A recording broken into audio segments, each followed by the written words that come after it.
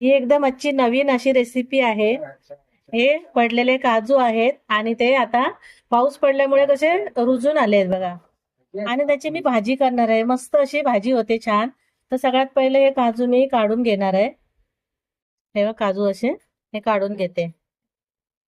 नाही निघाले तर मग हे कापून काढायला लागतात, जे मोठे मोठे आहेत ना असं ते सहज निघतात। एवढे असे काजू मी काढून घेतले आणि आता हे सर्व काजूचे गर मी काढून घेते आणि नंतर मग भाजी बनवूया। इथे मी सर्व काजूचे गर हे काढून घेतले आणि स्वच्छ धुवून घेतलं गरम पाण्याने, कारण त्याचा डीक निघायला पाहिजे, त्याच्यामुळे थोडा वेळ ठेवलेले गरम पाण्यामध्ये भिजत आणि हे स्वच्छ आता धुवून घेतले। आता मी भाजी फोडणीला घालते। भाजी बनवायसाठी मी इथे चुलीवर भांडं ठेवलंय आणि त्याच्यामध्ये तेल घालून घेते। जशी भाजी असेल त्याप्रमाणे तेल घालून घ्यायचं। इथे तेल घालून घेतलं आणि त्यामध्ये एक कांदा कापून घेतलाय आणि तो कांदा घालून घेतला। कांदा हलकासा मी आता लाल करून घेते। इथे हलकासा कांदा हा लाल करून घेतलाय।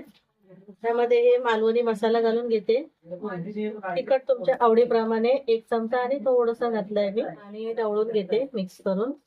ते वाटण घालून घेते, कांदा खोबऱ्याचं वाटण, आणि मिक्स करून घेते परत। इथे कांदा खोबऱ्याचं वाटण घालून घेतलं आणि हे काजू धुवून घेतलेलं ना त्या मी घालून घेते आणि ढवळून घेते। इथे मी वाटण घातलं, काजू घातले आणि थोडस मी पाणी घालून घेते। चवीप्रमाणे मीठ घालून घ्यायचं, जशी भाजी असेल त्याप्रमाणे मी मीठ घालून घेतलंय। जास्त मी असं पातळ नाही करणार आहे, थोडीशी घट्टशीच भाजी करणार आहे। जास्त पाणी घातलं नाहीये आणि चुलीवर आहे त्याच्यात थोडस लागेल पाणी अजून। काजू शिजायचे घालून व्यवस्थित असं मिक्स करून घेतलं ढवळून। आता ते झाकण ठेवते आणि शिजून घेते भाजी। इथे मी भाजी शिजायला ठेवलेली आणि मध्ये 1-2 वेळा मी ढवळून घेतली।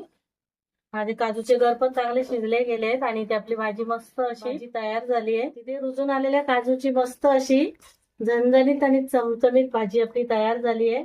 रेसिपी आवडली असेल तर लाईक करा, शेअर करा, सबस्क्राईब करा। पुन्हा भेटू आपण अशाच एका नवीन रेसिपी सोबत। धन्यवाद।